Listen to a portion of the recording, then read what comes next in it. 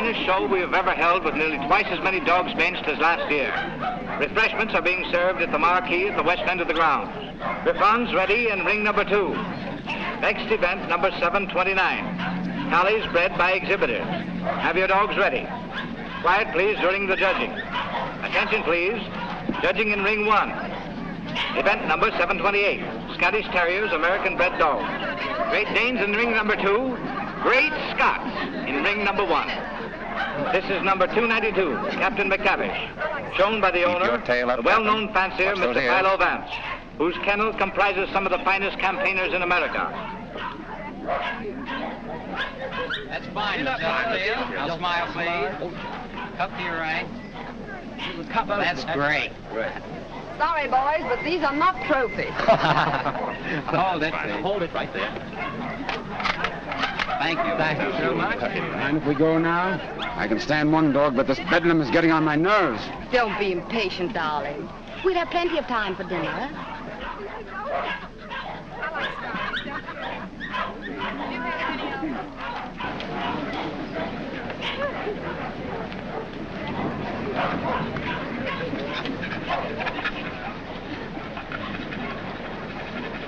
Hold it, 2.5. Show. Event number 728. The blue ribbon won by Gillespie of Heatherstone. Dundee Deviler is runner-up, and Midlothian gentleman receives the special. Better luck next time, Mr. Vance. Don't be downhearted, Captain. You're still champion with me. Maybe we'll have better luck in Italy, huh? Tough luck, Vance. I was hoping to have the pleasure of meeting you tomorrow. Oh, thank you very much, Mr. Cole. Perhaps you'll get stiffer competition from Sir Thomas MacDonald. Perhaps. Want to borrow Misty Morn for a second? But, Miss Knight, you know Mr. Hart, you don't want Eamon to bully his dog. Come along and protect him if you like.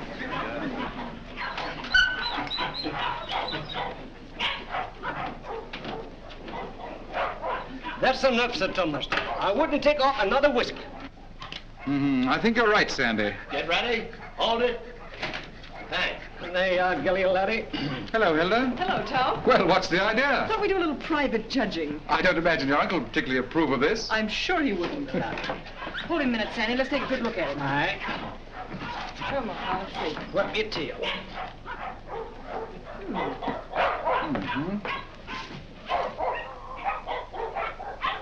Well, what do you think? I think it's a pretty close thing. But I'm not worried. Eh, Sandy? I think you bet he's safe, sir. Here we are, sir. What the devil do you think you're doing, Hilda? Well, How do you do? How do you do, sir? I just wanted to prove that you're going to lose money to Tom when these two get into the ring tomorrow. And have you proved it to your satisfaction? So much so that I want you to loan me $1,000 to place on Gilly. Hilda. That's cheek for you. Wants to bet against me with $1,000 of my own money. I wasn't asking you for your money. I merely want you to loan me some of mine. As long as I control the purse strings, you're not going to do any betting against me. You'll be grateful that I've saved a few thousands of your fortune someday. But don't raise your hopes too high, Hilda. Bring that dog out here. I shouldn't let him worry you, my dear. You knew how I hate him, Tom. Things he's done to me. I despise him. Darling. Now, let's see. Where did I put that? Ah, here it is. Unsolved murders. You know, I almost forgot it. I wouldn't have been able to sleep a wink tonight, wondering who murdered who and why.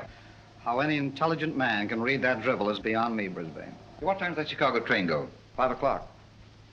Well, it's 4:15. Oh, you've got plenty of time. Yes, I know, but I want to get out of here before Archie gets home. Good afternoon, sir. Afternoon. Is my brother at home? Yes, sir. He's upstairs. Tell him I want to see him. Yes, sir.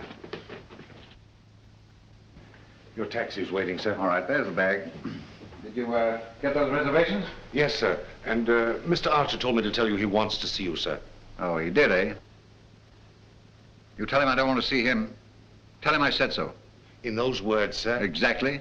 Unless you can think of something stronger. Yes, sir. Of course, it's none of my business, Brisbane, but I wouldn't talk that way in front of Gamble. I don't trust him. I just couldn't resist it. I'd like to see the look on Archer's face when he tells him. I wouldn't. How the deuce can you stand it here? Why, there wouldn't be enough money in the world to compensate me for being Archer Coe's secretary. Oh, he's not as bad as all that. Say, you better be getting along. There's such a thing as carrying loyalty too far. Don't forget, I overheard a few of his choice remarks to you when you dared to suggest that you were in love with Hilda and wanted to marry her. I'm afraid you're taking Archer a little too seriously, old man. Did you deliver my message? I thought it best to wait till you were safely away, sir. Do you mind dropping me off? I have an engagement with Hilda for dinner. Come ahead, come ahead. All aboard! Albany Express, Stanford, Bridgeport, New London, New Haven, Westerly, Providence, Boston.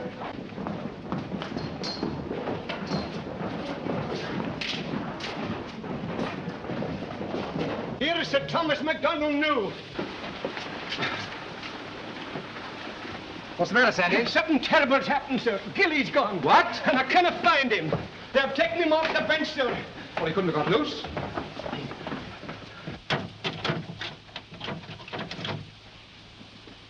He didn't break that lock himself either. I haven't been away from that dog for 10 minutes all day, sir. I just went into the restaurant to get a wee sandwich, and when I come back, he was gone. Sir Thomas? Yes? I think we found him, sir. Where? Out in the alley, sir.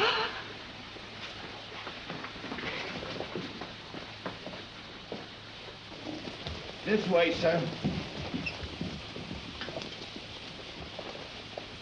Gilly. He's dead. Oh. I'll kill the man who did this.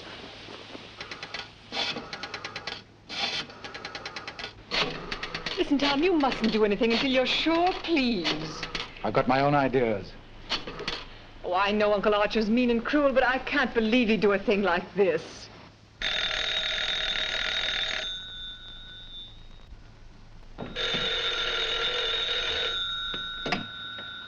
Hello? I'm sorry, but Mr. Archer Coe isn't here. Your dog dead? Oh, I'm terribly sorry. I'll try to locate him at once.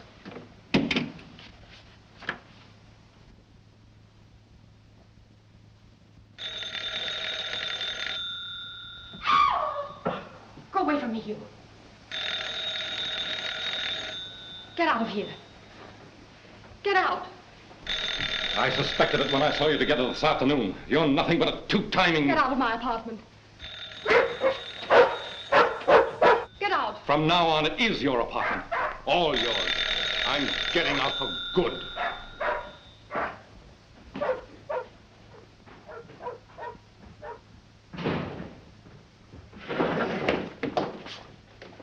Ah, Mr. Coe. My dear friend, Yes, I see you are. Pardon? Yes. Oh, I am, how do you say it, tanto allegro. I came to see you. I received a cable from Milan authorizing me to complete the deal for your Chinese collection and confirming the price of $117,000. Means decorations and all that sort of thing from a very grateful government, I suppose. Oh, un momento. But it's no good now, of course. I've changed my mind. Oh, but you have promised me. You can't go back on your word. What will I tell my people? What will I say? Pity you didn't think of this before. You might have been a little more discreet, eh, Grassy? But you have signed a contract with me. Too bad for you. It's still at my home, in my safe. Oh, but you will. Most certainly destroy it. Tonight. I'll tell you what I'll do. I'll give you Miss Delafield for nothing.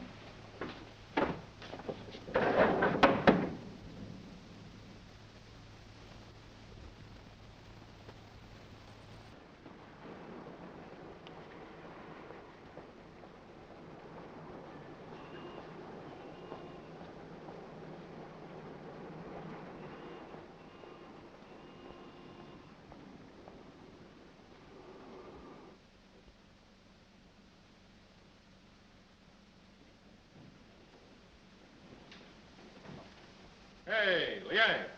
At it again, eh? I was led to believe that the cook's place is in the kitchen. The next time I shall... I have been expecting my dismissal, Mr. Cole. We have served our purpose, these priceless treasures and I. I overheard Mr. Reed saying you were preparing to sell this whole collection. You've been listening at the keyhole, have you? You cannot sell them, Mr. Cole. Do you think I would have dishonored my ancestors, perjured my soul, cheated my own countrymen to acquire these for you? Had I not believed that you would reverence them as I do? That's the worst of your race, a pack of mawkish sentimentalists about your ancestors. I don't need you tonight. Go on, get out. I would suggest you consider most carefully before you sell.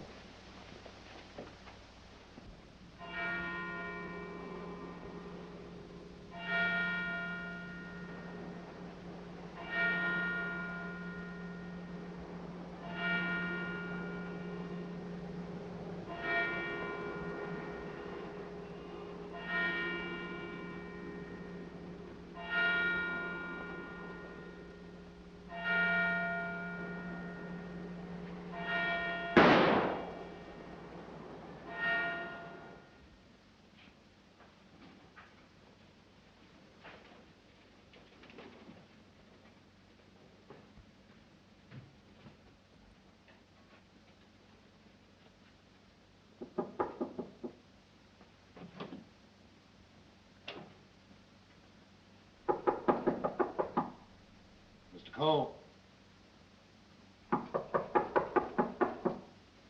Mr. Cole.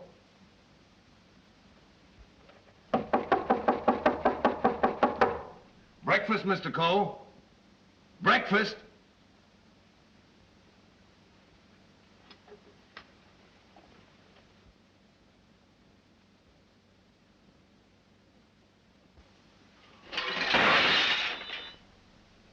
Mr. Reed! Mr. Reed! Mr. Reed!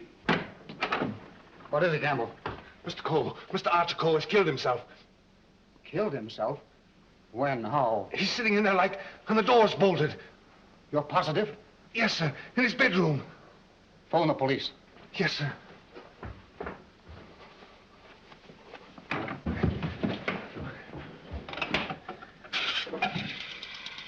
Hello? Give me police headquarters, quick.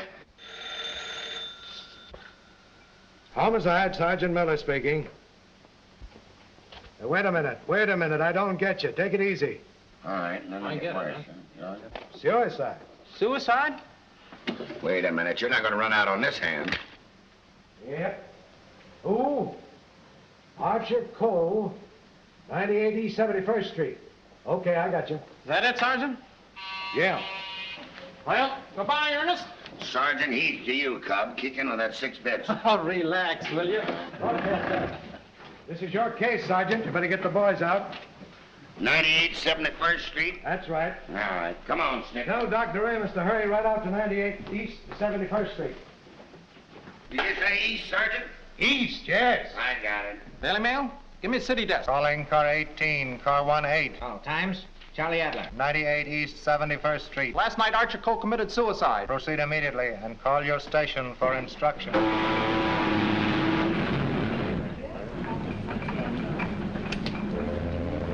Fire and warmer with lights and moderate winds for New York vicinity today and tomorrow. Yes. And now for the latest news flashes. Archer Cole, the well-known sportsman and collector, committed suicide last night at his home, 98 East 71st Street. His body was discovered by the butler at 8 this morning when he took up a breakfast tray. No reason has been advanced for this action as Mr. Cole was in excellent health and had no financial trouble. No news has been received for the crew of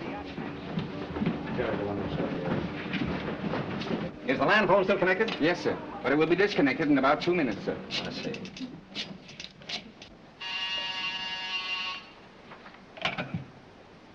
Hello? Hello, Markham. Hello, Vance. I thought you were on your way to Italy. I am. Well, I say, Markham, I just heard about Archer Cole. Yes, too bad he had to bump himself off like that. That's why I called you. Are you sure that he did bump himself off? Well, his butler tells us he's sitting in a locked room with a revolver in his hand and a bullet in his head. I don't know what else you'd call it. I don't want to butt into your affairs, but aren't you a bit hasty in jumping to that conclusion? Hasty? Why? Well, if you knew Archer Cole, you would know that suicide is almost a psychological impossibility for him. Psychological bosh. 2 and 2 make 4, don't they? But how do you know you have 2 and 2? Just let me point out to you. Oh, point out the Statue of Liberty. Say, Vance. Hello? Hello? The land phone has been disconnected, sir. Oh.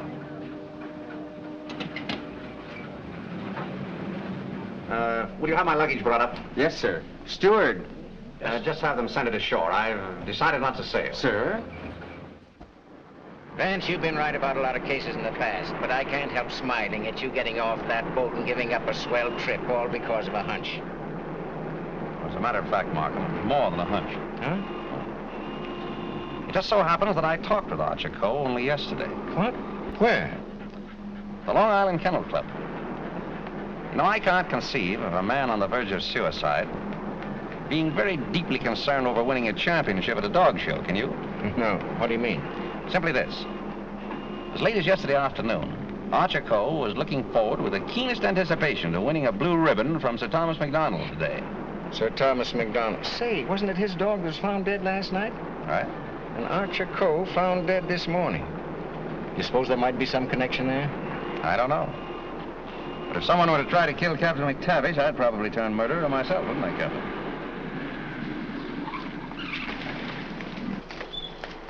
Hello, Mr. Markham. I got your message to hold everything up. What's the idea? Hello, Mr. Van. Good morning, Sergeant. Well, it's been a long time. Several years. I might have known it would be you, the world's champion troubleshooter. Come on, boys. Come inside. Well, Chief, this is another just open and shut case. Mr. Reed, the secretary. This is Gamble, the butler. Yes, sir. Mr. Markham, the district attorney. How do you do, sir? And, Mr. Vance. How do you do? How do you do? Everything just as it was? Well, they said they haven't touched anything. We thought it best to leave everything intact, sir. Good. Where's the room? Upstairs. This way, please.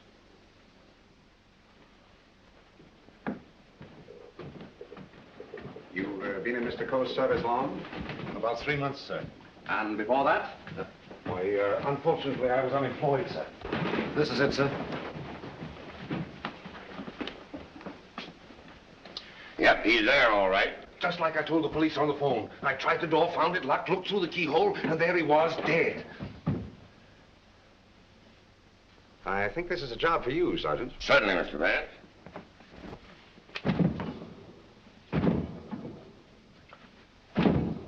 Well, Hennessy, what are you standing there for? Your health? This takes beef. All right.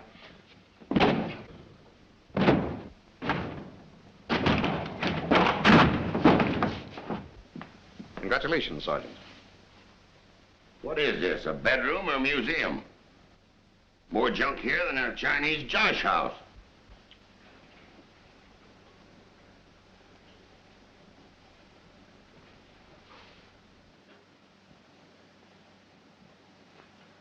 I trust I did the right thing, sir, by not breaking down the door.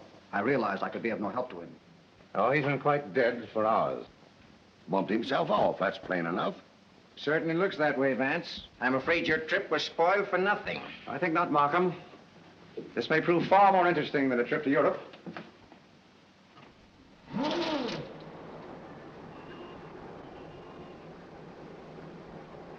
You carry a gun?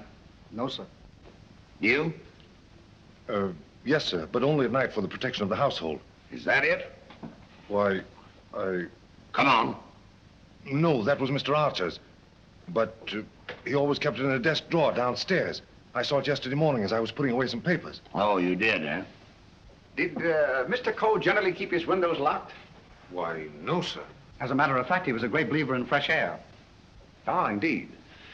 I wonder if these gentlemen would mind waiting downstairs. Well, certainly not. I'm sorry we had to damage your door. That's quite all right. It's easily repaired. I'll have it attended to at once, sir. Hennessy, see that no one leaves the house without my permission. All right. It's as plain as a nose on your face. This guy locked himself in here and blew out his brains. I wish I could agree with you, Sergeant. How the devil could it be anything but suicide? It was all very well for you to theorize before we got here, Vance. But now that you've seen this, and there are no signs of a struggle... And the door bolted on the inside, and no means of entrance to the room... Ah, no other means of entrance. How right you are, Sergeant. But we can hardly call a second-story window a means of entrance. And nothing here that even a human fly could crawl up. So why should Archer Coe lock his windows? Particularly if he was a fresh air enthusiast. I'm afraid your reasoning is not altogether convincing. Well, perhaps so, but Doesn't it strike you as rather odd that a man should suddenly decide to commit suicide while changing from his street clothes to pajamas? Well, why not? A man debating suicide might get partially undressed and walk up and down for hours trying to make up his mind. Yes, he might walk up and down for hours, but not with one shoe half off. No, Markham. Something stopped him as he was removing that shoe. This was supposed to suggest suicide, but someone miscalculated. But you can't get away from that bolted door. I wish I could.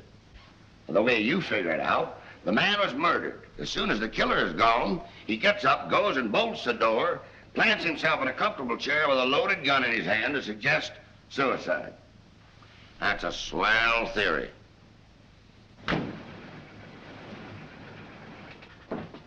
Hello, Gamble. What is this? What's happened? Something terrible has happened, Miss Lake. Hilda. What is it, Raymond? What is it? It's your Uncle Archie, Hilda. He killed himself last night. Where? They're upstairs.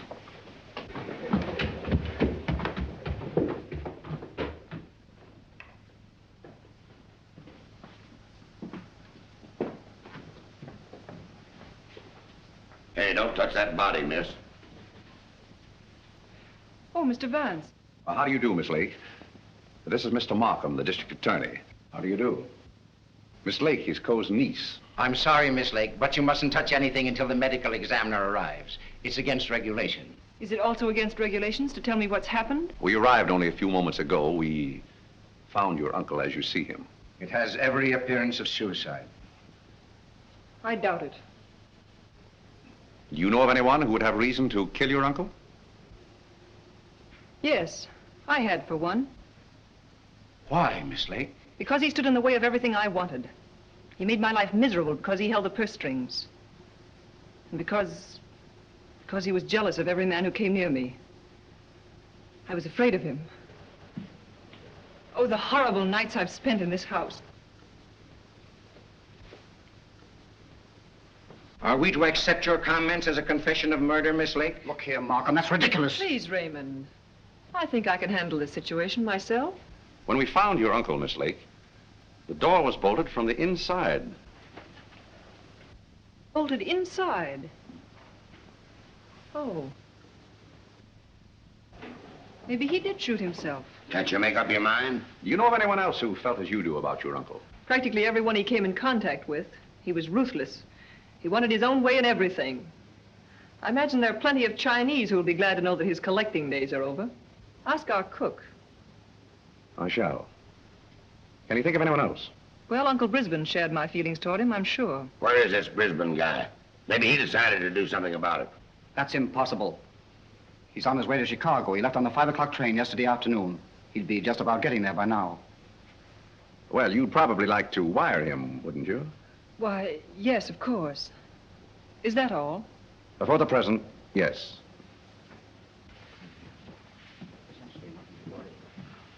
Suppose we check up on Uncle Brisbane on that Chicago train. Won't take me but a minute.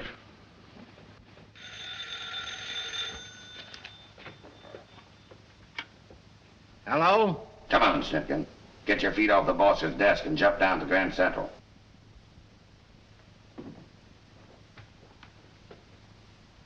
All right, I get you.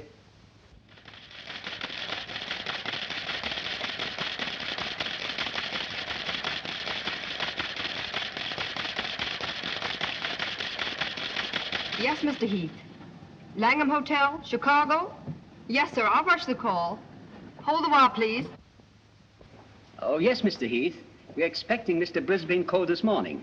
Oh, yes, he wired for a reservation last night. Thank you. Goodbye. Yeah. He took the 5 o'clock train, all right. Good. You know, there's a few things I'd like to find out about this girl, Hilda Lake. Why are you always trying to check up on me? I'm not trying to check up on you, Hilda. I want to help you. Well, you know how I feel about you. You know that I love you. But lately you seem to have changed. Every time I want to speak to you about marriage, you evade me. What's on your mind? Oh, nothing, nothing. Raymond, I never said I'd marry you. But I thought that now that I could take you away from here. You might as well know now as later. When all of this is cleared up, I'm going to marry Tom McDonald. Oh. Oh, try to understand, Raymond. I'm sorry. Oh, don't tell me. Come on, don't try to kid us. Quiet. Oh, suicide, my eye, with the DA himself and Vance on the It's job? suicide, and that's that. Oh, come on, have a cigar. It's still suicide. Hey, wait a minute. Are you a reporter? No, I'm Sir Thomas McDonald. I'd like to talk to the officer in charge here. Oh, come on inside. Tom! Why didn't you stay away from here? And leave you to face this thing alone? But you promised me last night you wouldn't come here. Won't you go, please? I can bluff it through. I don't want the police asking you questions. I know all the answers. Oh, but please go for my sake. Well, let's forget about it, shall we? It's too late now. In any case, the police are guarding every entrance. Wait a moment. You can cross through that yard and get to your apartment. No one will see you. Take the first boat to England, and I'll join you as soon as I can. Watch out for those newspaper men, Sir Thomas. They're even deadlier than the police. I had no intention of leaving. Ah, good. Oh, by the way, I was sorry to hear about the death of your dog last night. Oh, thanks. You didn't by any chance discuss it with Archer Cole, did you? No. If I had, I might have killed him. Well, did you? That's your problem. Right in here. I want to see. Any news, Doctor? How about a statement? Give me a chance. Oh, wait a minute. I'm a doctor, not a magician. Almost full and funny. Go on now, scram. All right, now listen. Wait a minute. Got to get in here. Hello, Doc. Hello. Hello, Kelsey. Where have you been? Haven't seen you for a long time. Working hard. What kept you so long? Did you walk all the way? You always pick on me at mealtime. I was in the middle of cakes and sausage. What have you got? Just plain suicide. This guy locked himself in the room, bumped himself off. Suicide? Then why didn't you let me finish my breakfast? Hello, Doc. Hello, Markham. All you need is an order to remove the body. If you told me that over the phone, I could have sent my assistant. Mr. Markham told me to phone you personally. Don't crab at me about it. I'll give you the approximate hour of the death, if you want it. That's big-hearted of you, Doc. And the routine autopsy, we can do tomorrow, as it's just a case of suicide. Why do you jump to that conclusion, Doctor? I know a dead man when I see one. Besides, the door was bolted. I know, the door was bolted from the inside. But what about the body? Hadn't you better have a look at it? I was going to. I'm a doctor, not a detective. This man is dead with a bullet hole in his right temple. He's holding a gun in his right hand. Just the kind of wound that might have been self-inflicted. The position is natural, and the door was locked on the inside. Well, let me see. That's strange. Did you find something to disturb you, Doctor? Plenty. There's blood in his mouth, and he's got a skull fracture from some club-like instrument. Now, what about the bullet wound in his temple? There's no blood there. That's so. Gentlemen, when that bullet entered this man's head, he had been dead for hours. Can you place the time of his death? I'd say from 8 to 12 hours ago. Would you say that the revolver was placed in his hand before rigor mortis set in? Yeah. Did he die from the effects of the blow on the head? No. Probably rendered him unconscious for a while, but that wouldn't have killed him. Not powerful enough. The blow didn't kill him, the bullet didn't kill him, and yet he's dead. Suppose we try to find out just what did kill him. Glad you thought of that, Mr. Vance. It's not a bad idea. Perhaps I'd better take another look. All right, boy. Let's pick up these clues before they get mussed up here. Hey, just a minute, Doc, please. Ready? Give me a hand, Sergeant. Help me lift the body over to the bed. Where do you want to put it? All right, boys, the rigor room. Let's get this body over on the bed. Around the handles, around the block. Let's get that neat and fly. All right, Chief. Get a hole. Bring a little black powder. Hey, here they come, boys. Let's get it. All right. Lift him easy. Easy. Well, there he is. Now then, All right, just a little more that way. All right, That's bad for you, Doc? That's it. There couldn't have been much of a struggle. His hair isn't even mussed. Maybe somebody slugged him and then combed his hair. By George, now I've got it. Stabbed below the left shoulder blade, near the spine. There's no external bleeding. Internal hemorrhage, huh? That's it. What do you think of the suicide theory now, Sergeant? Well, it's slightly complicated for him to shot, slugged, and stabbed himself, particularly in the back. Yes, very complicated. Oh, Markham. Yes. You see, there's no hole in the back of his pajama jacket. So he couldn't have been wearing that when he was stabbed. To get this. There's a hole in the back of his coat and another in his waistcoat, blood-stained. He must have been fully dressed when he was attacked. That lets me out. I finished. I suppose you'll want a quick autopsy. Yes. Get that body down to the morgue as soon as possible. Good day, gentlemen. Good day. Hey, Doc. Yes?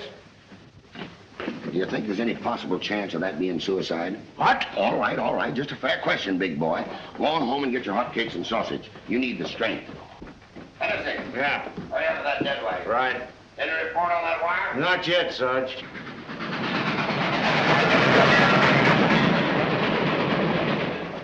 Send a wire to this guy Markham, 98 East 71st Street, New York City, and tell him, Brisbane Co. not aboard this train. Wallace, conductor, train number 7. Sit down.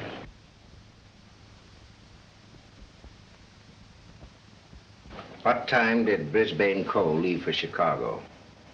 In time to catch the 5 o'clock train, sir. How do you know he caught the 5 o'clock train? I phoned for the reservation, brought him his walking stick and overcoat, and put his bag in the taxi. Ah. Did you remain in the house all evening? Why, no, sir. I went out about 6:30. It was a servant's night off. Everyone was out to dinner. Did you notice anything unusual in Mr. Brisbane's manner when he left? Oh, now that you mention it, he was distracted and very irritable. You say you gave him his stick? Yes, sir. What kind of stick? His favorite, an ivory-handled one. He never went anywhere without it, sir. You're quite sure he took that particular stick with him? Positive. I handed it to him myself, sir. Did you see him when he returned here last evening? Returned? Yes. I didn't know he had returned, sir. Then whose ivory-headed stick is that hanging over that chair in the hall? I don't know, sir. I swear I don't know. Down. Steady, Gamble, steady. Is this it? Is it? Yes, sir. I can't understand it. I suppose you saw nothing of his bag? Why, no, sir. Well, if he brought his cane back here, what did he do with his bag? Ah, very good, Sergeant. That's just the point. He undoubtedly left it somewhere. But where? I should think the most logical place would be the check room at the Grand Central Station. What kind of a bag was it? Just an ordinary pigskin bag, sir, with his initials BC on it. Is that it? Yeah, that looks like it. There's your police department receipt. What time was this check? 4:45. Thanks, pal. Okay. Well, here it is. Put it here. Did you examine the contents? No, I brought it right up here. I'll open it. Did you find out what time this was checked? Yeah. There you are. 4:45. You must have gone direct from the house to the station. Did the attendant remember who left this? No, he said there were so many of them that most of the time he didn't even notice the people. Well, there's shaving kit, shirts, underwear, socks, collars, slippers. Nothing in there that a man wouldn't ordinarily take with him on a short trip. Except this, perhaps. Unsolved murders. That's a swell book to take to Chicago. That's rather odd, isn't it? Yes, more than that. Gentlemen, the mist is beginning to rise. I think I know at least a part of what happened here last night. How about this? Let's say that Brisbane Co. started for Chicago on a night when he knew that no one but Archer would be at home.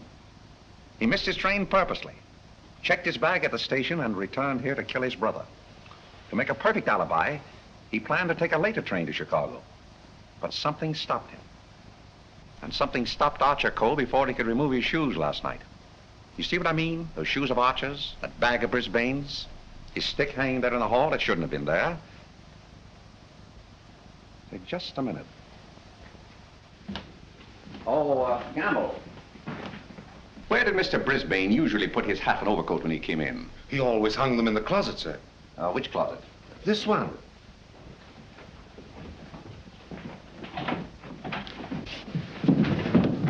Oh!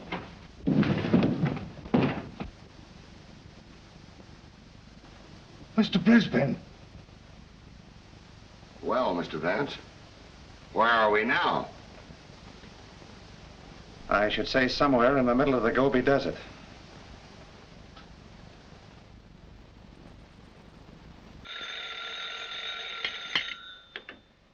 Hello. What? Again? I'm right in the middle of my lunch.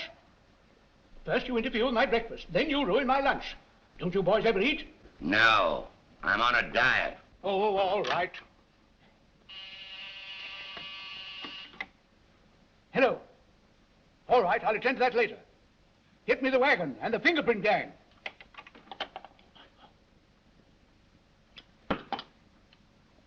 Just a minute, fellas. One side, please. Just a moment, please. Ready? That's all. All right, go ahead. Here. He's been dead for hours. And me thinking all the time he was playing possum. Well, there are too many people in the world anyway. Mr. Vance, this is just ordinary junk. I'm afraid so. And I'd rather hope for something important. Which one of the two victims died first, Arthur? Archer Coe, I think. This one a little later. And the weapon? The same, sharp and narrow. Second. Tag and list these. I think I better fingerprint everything inside and outside here. Right, Captain. Hennessy. Yes. Look for a sharp, narrow weapon. Right. Found something? Why, it looks like fishing tackle. It's tackle, all right, but not fishing. Markham, we're dealing with a shrewd brain. The technique of this crime was very cleverly worked out. But something went wrong. Sergeant, here's your order for the removal of the body. Thanks, Doc. So long. I want food.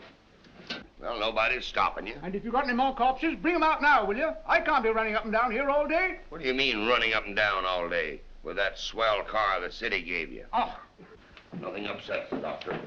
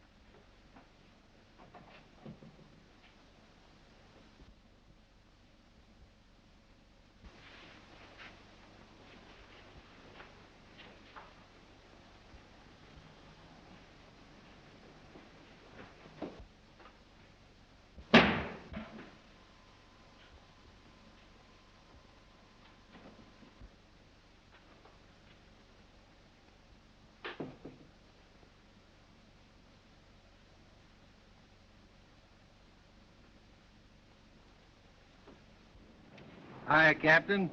Going in to take charge? Well, if you hurry up and solve this case, maybe I can go home. Come on. I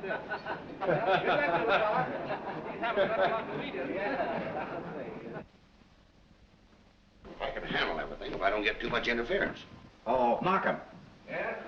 You're just in time for a demonstration. I think I can show you how Brisbane Cole used this fishing tackle. He started for Chicago and merely to provide an alibi. He had other plans in this room. Watch this. Notice the bent pin which is hooked on the bolt handle? This is attached to the string I am now pulling through the keyhole. If you follow the string, you will see that it passes around a pin in the wall. This acts as a pulley, and is also attached to a string passing through the keyhole. You see, the bolt is now being forced into its socket. Upon my word. I now pull the first string through the keyhole, and then the second string. And with it comes the pin, leaving no evidence. Now let me in. It worked? Yes, it worked. Well, that explains that then. Very clever. It could have been done that way, but if Brisbane killed Archer Cole, who killed Brisbane and hung him in the closet? Why did he do it? That's what we want to find out, isn't it? Exactly. Yeah. Gentlemen, two persons planned the murder of Archer Cole. Two? What? But their paths crossed. Brisbane was one of them. The other? I've got it. The Chinese cook. They're full of those tricks. Forget this. Dr. DeRamus said that Cole was struck over the head with a blunt instrument. This poker would answer that description, wouldn't it? Yes. And that certainly looks like dried blood. It certainly does. But what about those short, coarse hairs? They don't look like Cole's. No. Well, Mr. Vance, why didn't you find that when you looked in there this morning? It wasn't in there this morning. Besides, it doesn't belong in this room. It belongs downstairs in the library.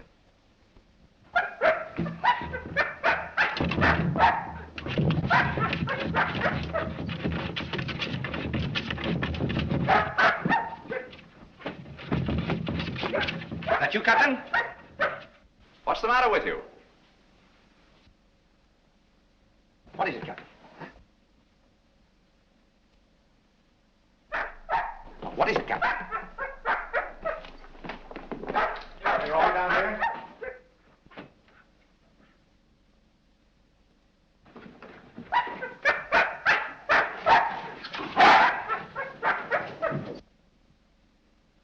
Oh, good boy, Captain. This dog's been struck a nasty blow. That explains the coarse hairs on the poker. Whose dog is this? I don't know. I mean, I've often seen it in the vacant lots, sir. Just tell the truth, Gamble.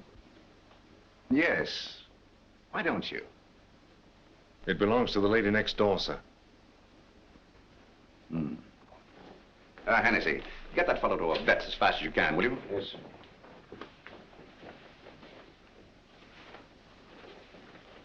Easy, easy, easy, boy. Easy.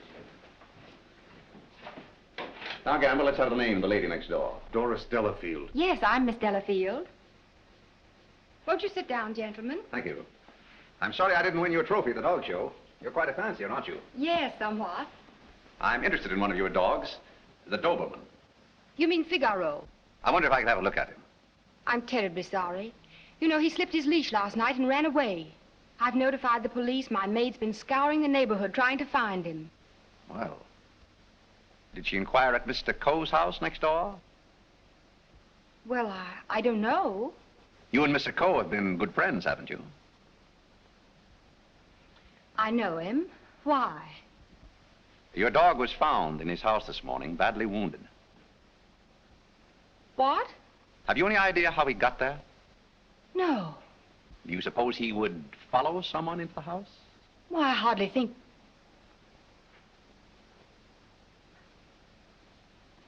Now, what are you driving at? Mr. Archer Coe and his brother were murdered last night. Murdered? I was afraid that...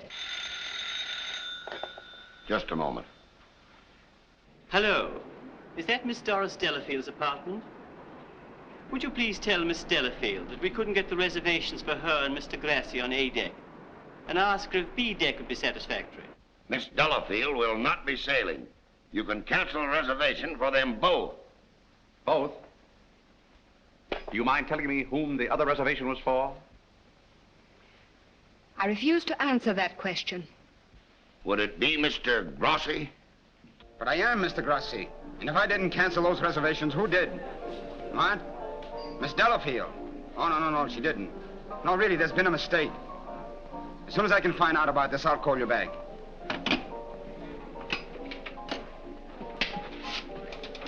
I don't think you'll find Miss Delafield at home just now. And as for the cancellation of your steamship reservations, we regret very much that it was necessary. Who are you? This is Mr. Markham, the district attorney. Oh, I'm honored, but I'm afraid I don't quite understand. It's about this. As a matter of fact, Mr. Coe didn't commit suicide. He was murdered. Murdered? Would you mind coming along with us? Just a little matter of comparing fingerprints. No, not in the least.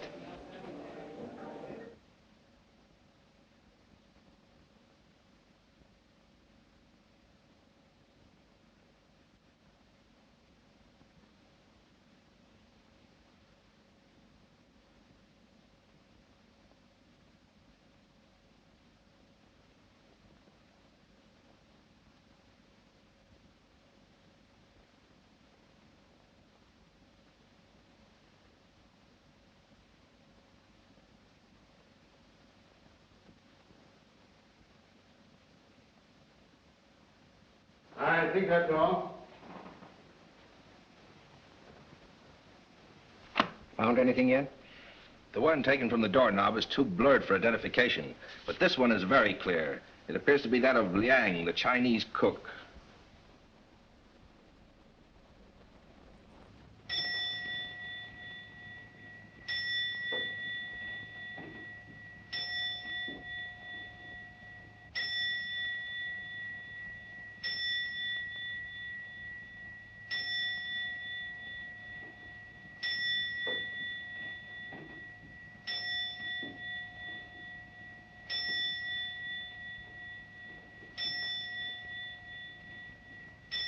Any luck? No, not yet. Well, it must be here somewhere. I'm positive that the dagger that killed the Coles belongs in that sheath. Tired, Markham? No.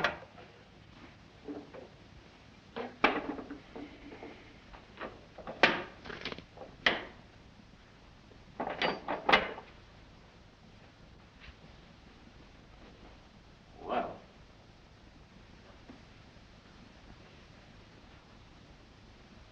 That's strange. What is it?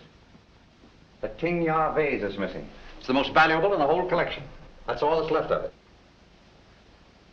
If I'm not mistaken, that's blood. Blood? Markham, I'm coming more and more to the belief that Archer Cole was killed in this room. That poker, this dagger sheath, now these fragments, all here. But, Vance, do you mean to tell me that the dead man walked upstairs? I'm not trying to tell you anything but the facts. It's the most remarkable case in my experience.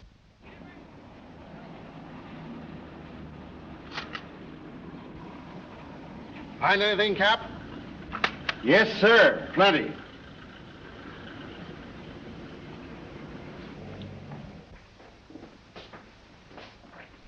Oh, Mr. Reed.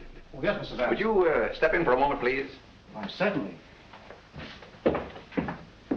Smoke? No, thanks.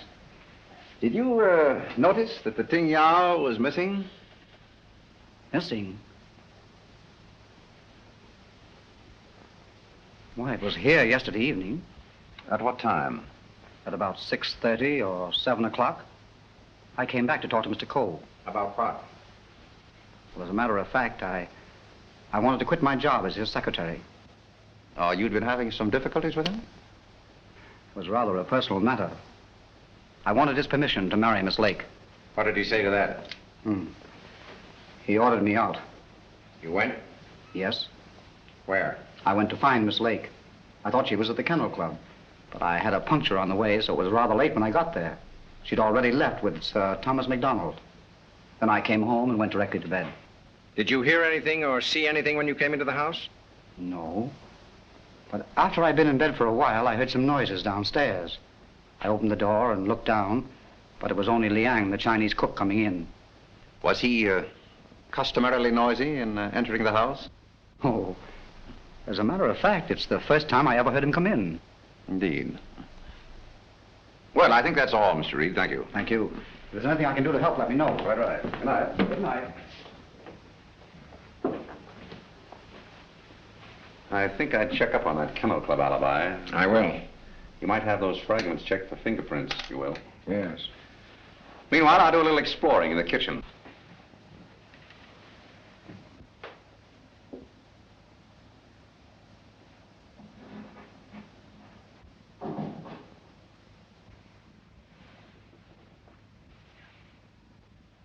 Why, Mr. Vance, I thought... Get Markham.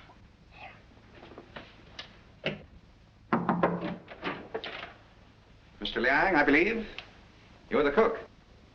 Me cook. You can drop the pidgin English. That isn't necessary with me. Where did you go to school?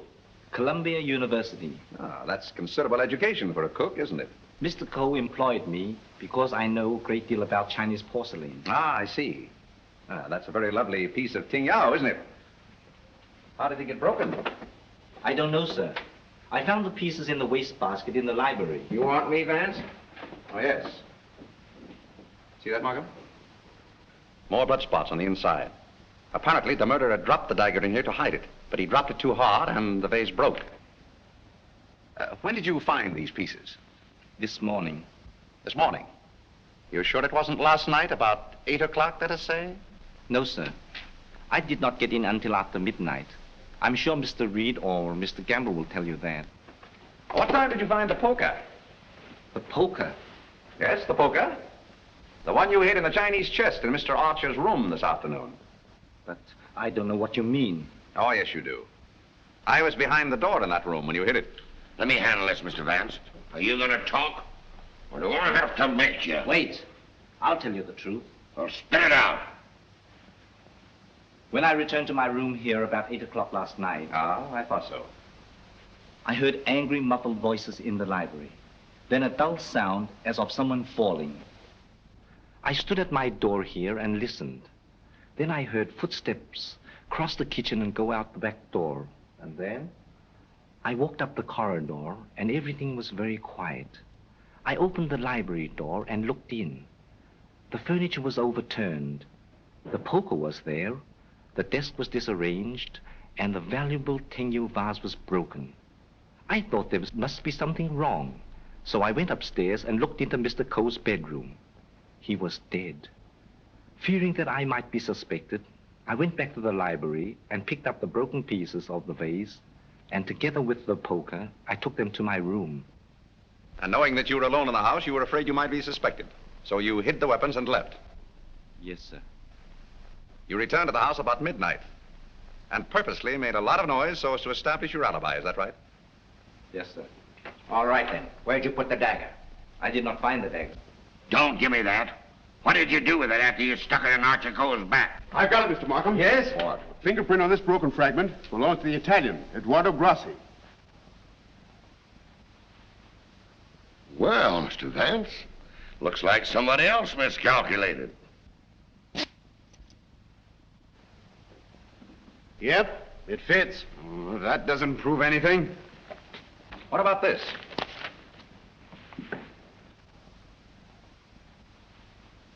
Where did you get it? It was in Archer Coe's pocket. What were you doing outside the drawing room window last night? Why, I wanted to be sure that he was alone. Why? For weeks we had been negotiating for the sale of his collection to the museum at Milan. It meant everything to me. He kept raising the price, but on Monday we came to an understanding. And I cabled the museum that I had succeeded. And last night he turned me down because he saw me with Miss Delafield. Let me explain. Archer was extremely jealous of me. Well, you can't blame him for that. You went there to threaten him, didn't you? Which I had every right to do. I told him I would use any means to make him fulfill his contract. He laughed at me, said that he would smash every piece in his collection before he'd let me have it. So you picked up the poker and did a little smashing on your own account, eh? I did not. Let me have that fragment, will you? Thank you. You know how that was broken? Tignol vase? With blood stains on the inside and your fingerprint on the outside. I don't know. Sergeant, I think you better book him. Right. Thank you. Come on. Let's get out of that monkey suit. Let's get going. Come on. Don't worry, I'm not running away. You telling me?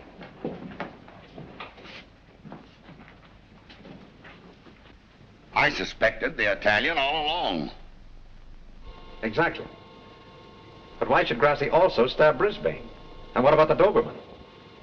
You see, Markham, we have nearly all the pieces of the puzzle, but none of them seems to fit. Here we are. This isn't it. This is the basement. I know. Come on. I just want to see where this goes.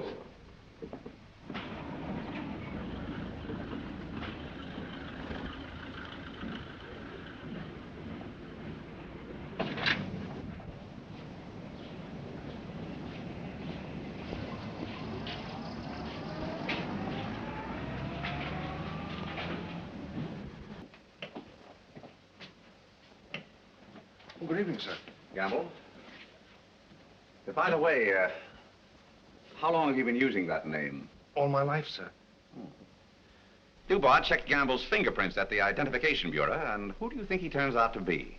Not Gamble? No. Atlantic Eddie. He used to work the boats on both sides of the ocean. Honestly, Mr. Vance, I haven't turned a trick in 5 years. Oh, that's all right, Eddie. I just wanted to let you know that we're old pals. Sir, someone slipped in the back door and went into one of the front rooms.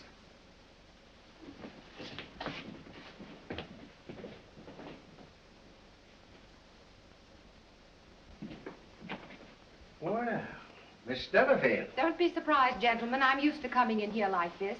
you seem to know your way around here pretty well. As the district attorney, you're responsible for this case, aren't you? That's right. Well, I'm tired of detectives. I'm tired of being spied on. All you want to know is who killed Archer Coe, isn't it? Naturally. Well, I did. What? Yes.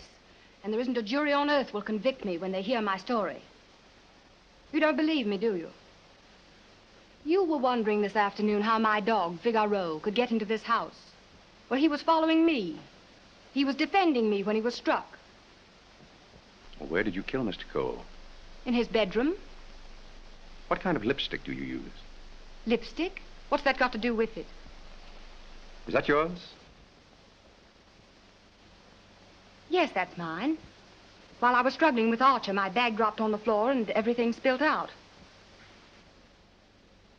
Won't do, Miss Delafield. It's an old trick. It's not a trick. I didn't realize that you were so fond of Mr. Grassi. Mr. Grassi has nothing to do with it. Take me down to the station. I'll say nothing more until I get an attorney. Help! Help! Help! Help!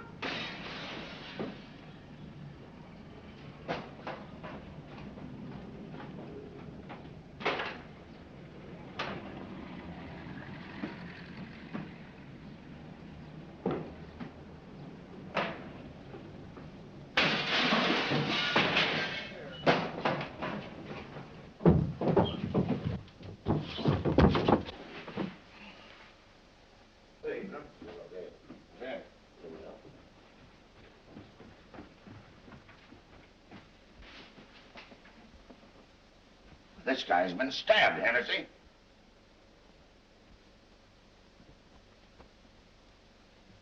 Is this it, Mr. Vance? Yes, that's it. Thank you very much. First you spoil my breakfast. Then you break up my lunch. Now you pull me out of bed in the middle of the night. And this fellow not even dead. Why don't you put that in your report, Doc? Of course, fingerprints would never pick up on that silk handle. But it fits perfectly. Where did you find it, Sergeant? Under the bed. Congratulations. That's all right, Mr. Vance. 3 crimes with the same weapon, Markham. Tom, what is it? What's happened? I don't know, dear. Somebody stabbed me. Is it serious, Doctor? Oh, no. I gave him 3 grains of sodium amytal to quiet his nerves. He'll be all right. I'd like to rent a room here till they finish this case. Poor darling. I wish I hadn't got you mixed up in all this. You shouldn't have come here. Let me see this through alone. Oh, I won't leave you. Can't we get away from here? We leave tomorrow. Together. Well, what do you think about it, Doc? Well, the thrust punctured the median basilic vein and caused a hemorrhage. Could the wound have been self-inflicted, Doctor? I'm the city butcher, not the detective. Don't bother me with any murders after 3 tomorrow. I'm going to the World Series. Hey, Doc, phone me the score between innings, will you? Get these people out of this. What are they waiting for? We just want to ask you a few questions, Sir Thomas. You say that when you were stabbed, you saw nothing, huh? That's right. It was dark. I heard a noise and jumped out of bed. Somebody threw a chair and just missed my head and struck the window. I shouted for help and ran towards the door. Then I felt a sharp pain in my arm as I lost consciousness. Knife by a ghost. That's a hot one. I think he done it himself. How dare you? That's not fair. Do you know anything about that? Where'd you find it? Under your bed. I never saw it before. Yeah. Like I never saw a pair of handcuffs. You've no right to question him now in this condition. Rather funny.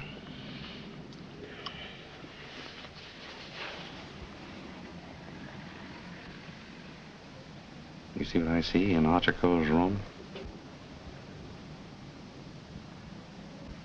I have a suspicion that whoever killed the Coes came from this house. Probably from this room. Gentlemen, I think I can fit the pieces of this jigsaw puzzle together. Now, here is East 71st Street. This is the Coe house, the yard, and the apartment house next door. Now, let's have a look inside. This is McDonald's apartment. Directly opposite is the window of Archer Coe's bedroom. Underneath McDonald's apartment is the cozy little nest of Miss Delafield and her temporary guest, Mr. Grassi. This is the elevator, and here are the stairs that lead directly to the back entrance. From there, it's easy to reach the back entrance to the Coe house across the yard. Now, that's the front hall, and here's the library.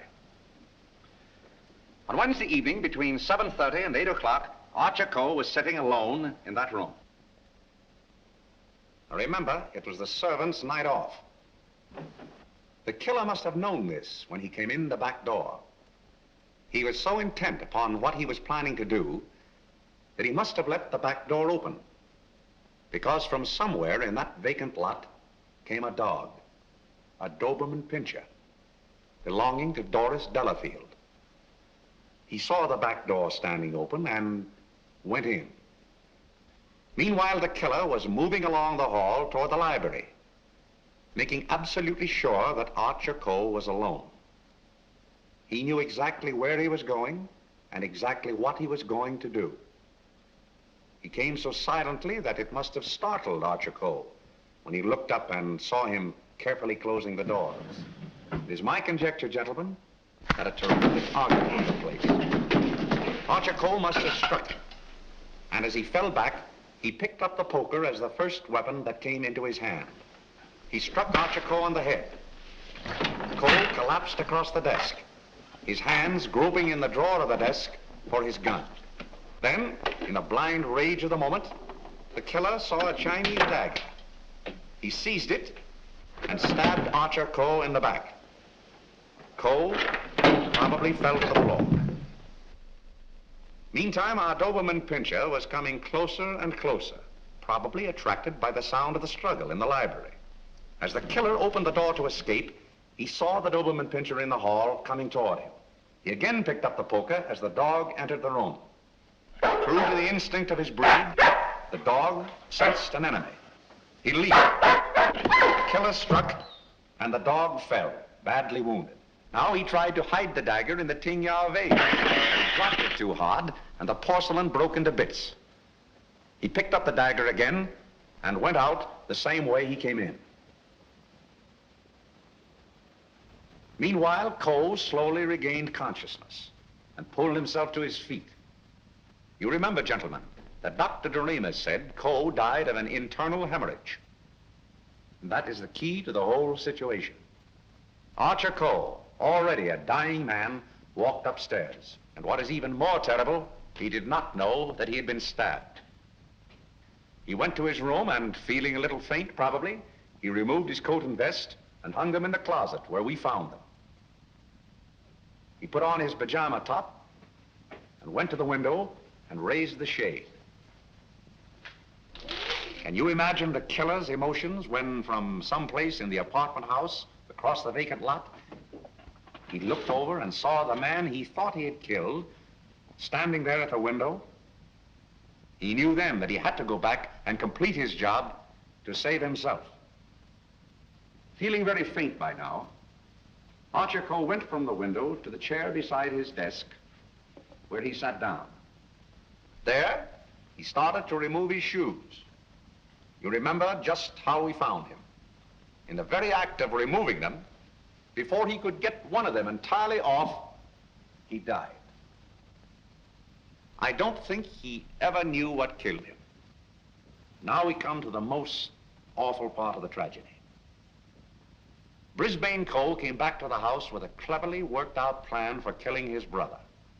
He also knew that it was the servants' night out and that he would not be disturbed. He went down the hall to the library, and from the drawer of the desk, he took Archer Coe's own revolver and put it into his pocket.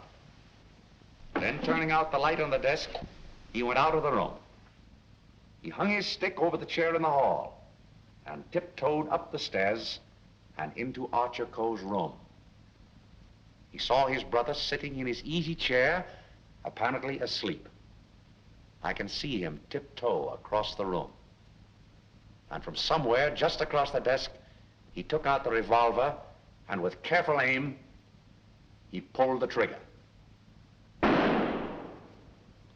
Meantime, the killer, believing that he had only wounded Archer Coe, came back by the same route to finish his job. Then Brisbane closed the window and lowered the shade.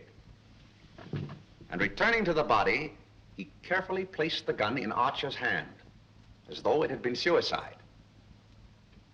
Then he went to the door, and with the two pieces of string, the pins and the darning needle, he was able to bolt the door on the inside, just as I showed you.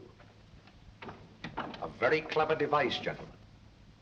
which he had discovered in the book of unsolved murders, which we found in his suitcase. Then, gentlemen, Brisbane went on down the stairs, little knowing what awaited him there. The killer mistook Brisbane for Archer Coe and drove the dagger into Brisbane's back. Then, to hide the body, he dragged it into the closet. I doubt if he even discovered his mistake until the next day. That's great. But who did all that? Well, you can search me. I'm going screwy. You can include me in that, Sergeant. Haven't you got any ideas at all, Vance? Markham, it's a maze of conflicting clues. Any one of 7 people might have done it. But we couldn't convict 7 people, Mr. Vance. You couldn't convict 1 with the evidence you've got. Gentlemen, I'm afraid we're completely stopped. Licked. Well, I hate to admit it, but it looks that way. Vance, in all the years we've worked together, I never heard you say that before. I know. I'm sorry, Markham. Well, what are we going to do about it? I don't know. Are you sure you checked up on all the alibis? Every one of them. And you've gone over the fingerprint situation with your boy? Yes, sir. Well, we've slipped up somewhere, Sergeant. But there must be something that we can get our teeth into. Markham, I suggest that you dismiss this case. What? Dismiss it? Yes, turn all the suspects loose. I can just see all the newspapers in this town screaming for a new district attorney. Well, we can probably cover you up all right, Mr. Markham. I've said it was suicide all along. Yes, I know. We could put that solution on it, but I hate to do it. All right, Sergeant. Go ahead. Turn him loose. Turn him loose? Yes. Well, Mr. Vance, this is once we're both stuck. When you give up, Vance, I'm sunk. Oh, I haven't given up. I have another idea. What? If it works, I'll have your killer for you in half an hour. I'm going to arrange a little meeting with him now. What? But you let me dismiss all the suspects. Yeah, that's just what I wanted you to do.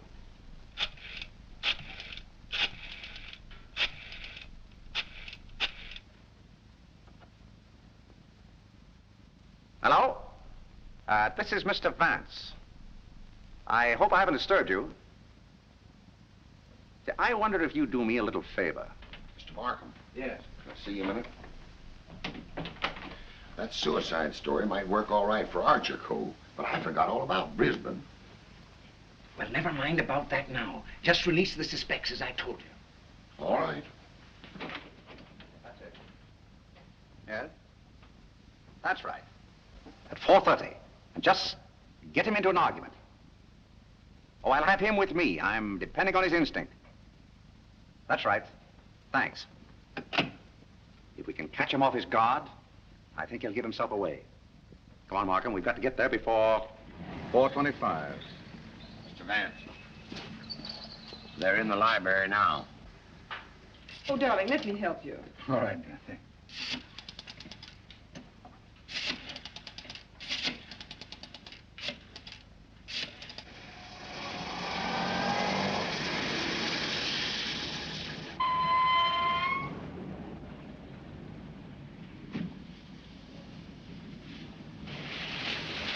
Well, it's the first time we've used bloodhounds in police work since I wore high-button shoes.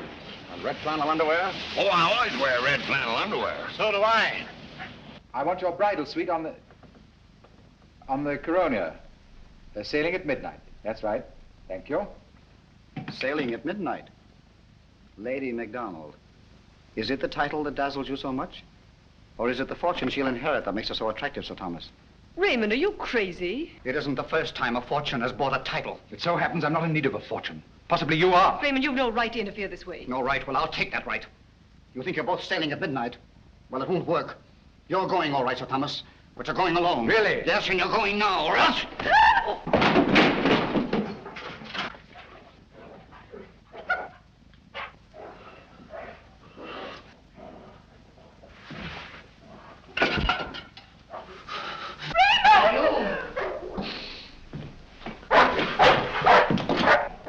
The poker again, huh?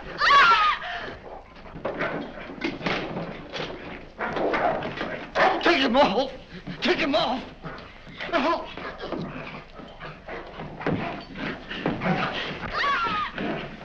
Take him off! Oh, will you take it? Oh.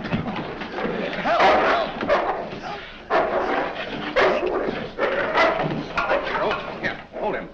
Why did you kill Archer Cole? Why did you kill him? I didn't mean to kill him. But you did, eh? I tell you, I didn't mean to kill him.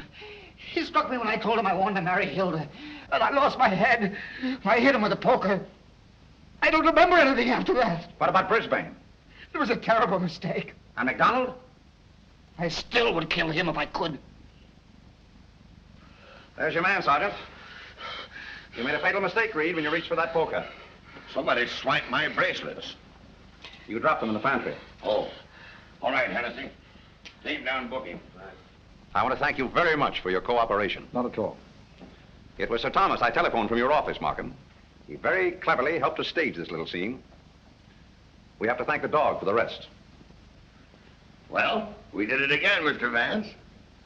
Congratulations, Sergeant. Thank you. I'll certainly mention you in my story to the papers. Thank you. Oh, that's all right, Mr. Vance.